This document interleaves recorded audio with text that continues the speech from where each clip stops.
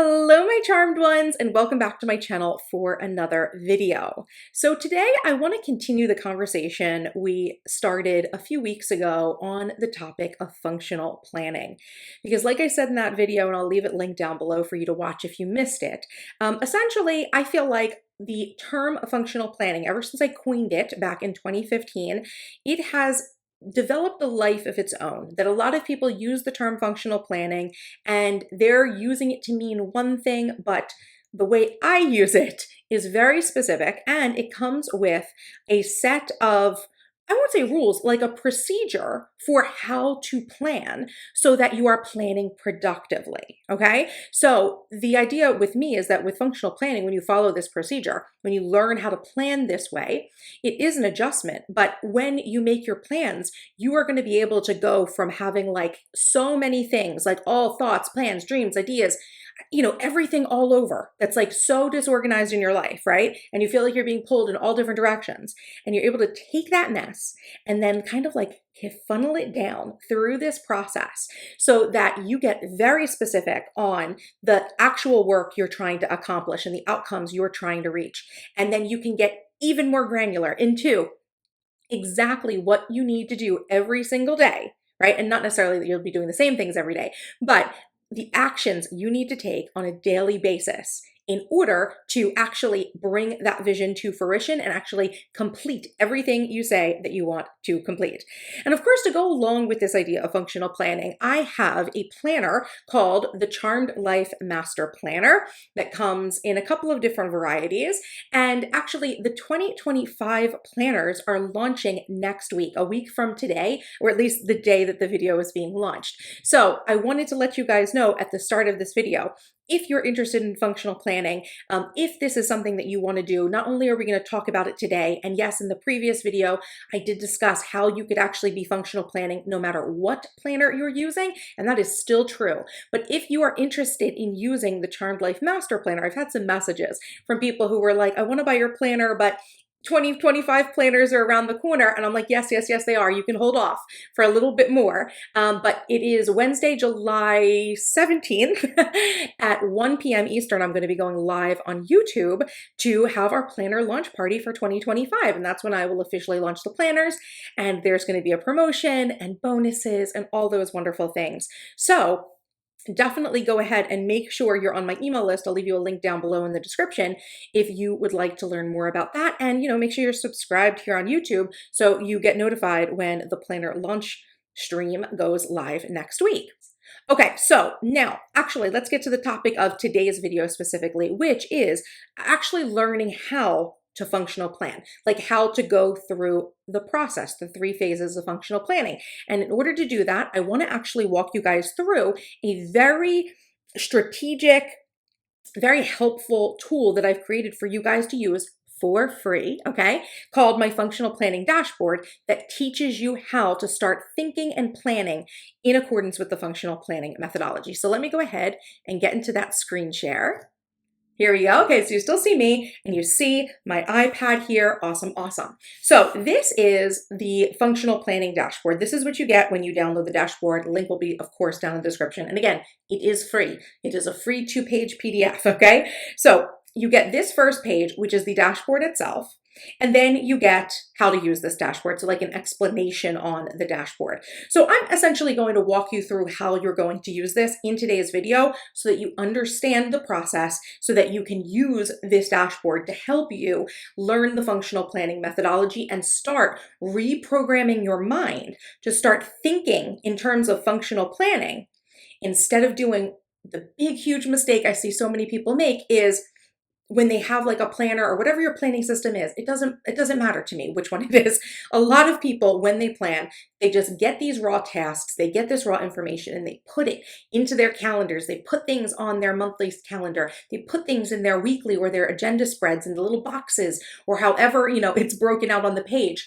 And that is a recipe for disaster and overwhelm because you are just putting things without prioritization, without any sort of clarity on what you're trying to accomplish, right? Without any concern for what your workload is, right? You're just writing things into your planner, and that's where people get into a lot of trouble. So using this functional planning dashboard, I'm going to show you, it is broken into three kind of like, I'm not going to say quadrants, like 3/3 on the page. And they represent, each of those sections represents one of the three phases of functional planning. So the first phase of functional planning, as you can see here, is the capture phase. So this is where we're taking all of the raw information, ideas, right? The new things that pop up, we are capturing them here on this list, right? So this is something of like a brain dump slash inbox, right? The place that is going to be the step one where you write in your tasks. And so the idea is that you will write them in the list, and then you will be able to actually identify if the task is important or not important, and urgent or not urgent. So important versus not important is a measure of like, is this item, is this task doing this? Is this something that is moving forward my goals? Is it something that really matters to me? Like, is this really something that is something of a priority in my life? And that is what you're answering essentially when you check off those boxes. And then urgent and not urgent. Is this something that needs my immediate attention right now? Or is this something that can wait a little bit? Is it something that can be scheduled for another day or a better time, right? So urgent or not urgent. And I'll give you guys a little example of this. I do have like an example page filled out for you, right? Where you can see that I have listed out a bunch of things, right? So like I'm coming in the morning, I'm showing up at my desk or wherever I work, I'm making this list for myself, this brain dump of all the things I can think of that I need to work on. Of course, this is a pretty small list, right? This is just for the example, but you are showing up at your planner, you've got your functional planning dashboard, you are making a brain dump of the things that you need to do, and you are identifying what is important and what is urgent or not urgent. Now you're gonna like notice on my list, there's nothing that's not important. On this list, I realized that's just a side effect, I would say, of being someone who's been functional planning for so long. I automatically know not to write things down if they are not important to me. So my entire life, just because of the, way my life is, right, is I don't do anything that's not important to me. So everything is important to me. Everything that I do, because I work for myself, right, is something that is moving forward my goals in one way or another. So you will fill that area out, right? You make the list, you fill it out. Anything pops up during the day, you put it in here, right? You don't put it directly into your planner. You don't put it on your to-do list for today. You put it here in the capture section, okay? So that's phase one. Then phase two is the objectives phase. And what you've got here is the ability to essentially identify three objectives, like three projects, three goals, three things you're trying to make happen. And you can organize your tasks by that objective, right? So essentially, when you're going to do this brain dump, right, you're going to list out a whole bunch of different tasks that are inevitably part of the same project, right? You are working towards a actual goal or an actual outcome, right, through these different tasks. But we often, when when tasks are just listed on our to-do list, they aren't often grouped, right? We don't like regroup them together necessarily. Maybe some of you do, but generally speaking, people are just writing a task list, and then you're seeing, okay, well, actually this actually belongs to the same thing. So this is actually what we're going to do. We're going to get strategic and say, these are the objectives on my plate right now, and this is me breaking those tasks into the objective they belong to, which helps me to create a strategic plan of action, okay? So you can see here on the example page, right? I took my examples and I pulled three actual objectives off of that list. And what you'll also see that happens when you do this very often is that once you identify what the common objective is and start transferring the tasks to the objective, you're going to all of a sudden get more to-dos that belong to that objective. And then this gives you an opportunity to write them down as well and record them, right? So you have a more thorough list of what you're supposed to be doing. So you can see I took mine and I broke it down into three objectives that I had for the week, right? So that I could actually strategically go after each of those objectives in phase three of the functional planning methodology. And then finally, the third part of this dashboard is phase three, the allocating of tasks, right? This is when we're actually going to go ahead and start filling out what tasks we are going to work on what day. Now, this is the thing that makes functional planning so much different than so many other planning methodologies out there and planners out there in the market, is that, like I said earlier, you are literally usually just using a planner like this, right? You are writing tasks directly into your daily or weekly pages, generally speaking, when you are planning, right? With any other method or any other system. But I have two other phases, right, that come before I ever put anything into like a planner and say, this is the thing that's on my to-do list for today. This is a tremendous step, right? This is very important because this gives us the ability to funnel down, right, from all of those things that we said we need to be working on to what are the strategic projects I'm working on, the strategic outcomes I'm working on, and then say, okay, what am I going to work on today from this list, right? It's a complete transformation for most people in the way they're thinking. So many people think in terms of this is my to-do list of every single thing I have to do, and now I have to choose from that. And what I'm showing you is a process for, get all of those ideas out of your head. But we are identifying what's important and what's urgent. And we are identifying the objectives that we're actually working towards.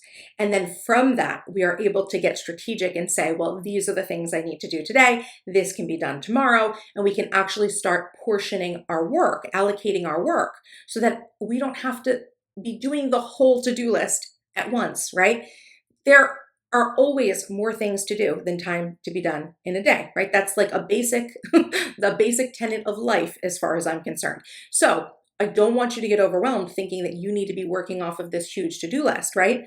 We want to be aware of the huge to-do list, right? But then we want to know what's the priority here. And then we want to know what are the objectives that we're actually trying to work towards so that we can schedule in time appropriately. So on the third phase, as you can see in my little example page, I didn't fill this out like in great detail, but one of the ways that I get very strategic about my daily planning is with a top 3 list. So I will identify from this list of information that I've brain dumped and from this, this information I know about what my objectives are based on my brain dump. What are the 3 things I need to do today, right? And then what are the 3 things I need to do tomorrow and the next day and the next day, right? In order to essentially tackle this list strategically. Now, a second thing that I will do in my daily planning is I will time block, right? So if I wanted to spend, right, like a good amount of time doing something specific, right? So like, let's say this funnel that I was putting together at the time. Okay, this is something where I wouldn't just work on these pieces like one day and a different day and a different day. I would actually block off a period of time for that, right? And I think here I even said on Wednesday, the top 3 was that sequence, right? So I spent the whole day in this example, and I think this was like a real week that I had based this off of, working on that one project. Why? Because it was something important. It was something that deserved my time and my energy and my focus. And so I blocked off the time for it, right? In terms of my top 3, but also just the way that I schedule my life, right? I knew that I had to have a block of time where I needed to sit down and complete this project. And that, my friends, is how you functionally plan, right? This is how you go from taking all of that mess of tasks and things to do and ideas and goals and then get strategic about let's identify what things belong together, right? So that we can work more efficiently.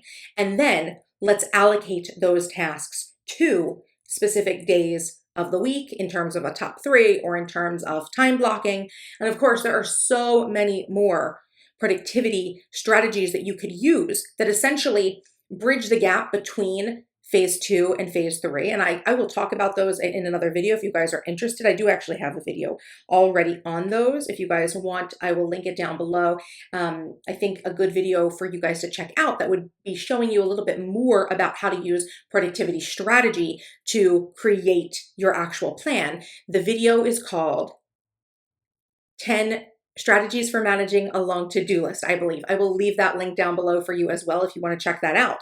But the point of this video today is just to introduce you and explain this functional planning dashboard and the functional planning methodology so that you can start planning in this new way. It's a new way of thinking about planning. It is going to be foreign for many people, but I promise you, the more that you actually stick to doing this, right, it will become very quick for you to do, right? And you are going to get it. And once you get it, you are going to see that you're going to be completing so many more tasks and actually seeing that like, wow, I actually like made time to complete this project that I've been like working on forever, or wow, it takes so much less time now to do work because you got strategic, right? This is how like working smarter, not harder, that's the gist of it, right? Working smarter, not harder means you get strategic so that when you're planning things out well and balanced, creating these balanced plans, you are actually able to do more in less time because you have a focused to-do list, you have, a specific objective to go off of, and you have the time set aside in order to tackle the project, right? So I hope this has been helpful for you. Remember, you can get this wonderful functional planning dashboard for yourself for free. I will leave the link down below in the description box. I hope this video has been helpful and informative. And if you have any more questions on functional planning, let me know, because I want to do some more videos in this series, really helping you to learn this methodology and to get it right, knock it out of the park so that you can be your most productive self. One final thing I will say is, you guys know I wrote the book on functional planning. Sorry, mine's a little bit dirty, but the Functional Planning Handbook is a book that you can purchase on Amazon. And it has the entire functional planning methodology in it. It teaches you like how to do it, and it is filled with a bunch more articles, I would say. Like, they're kind of like really short little like articles that you could read that are more targeted to other productivity issues in your life. Let me see, let's go. Let me read to you a little couple of titles. Okay, so Introduction to Functional Planning, your functional planning system. It actually tells you how to like build a functional planner, right?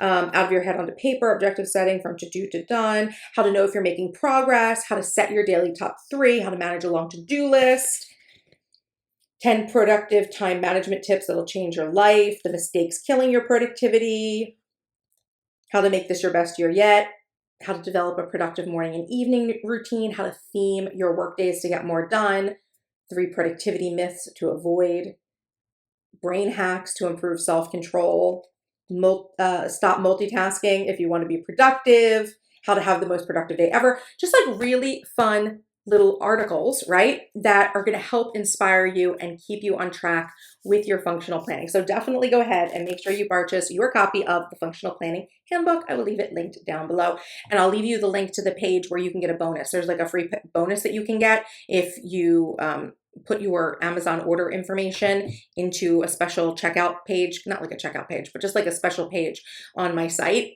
I will leave all of that down below.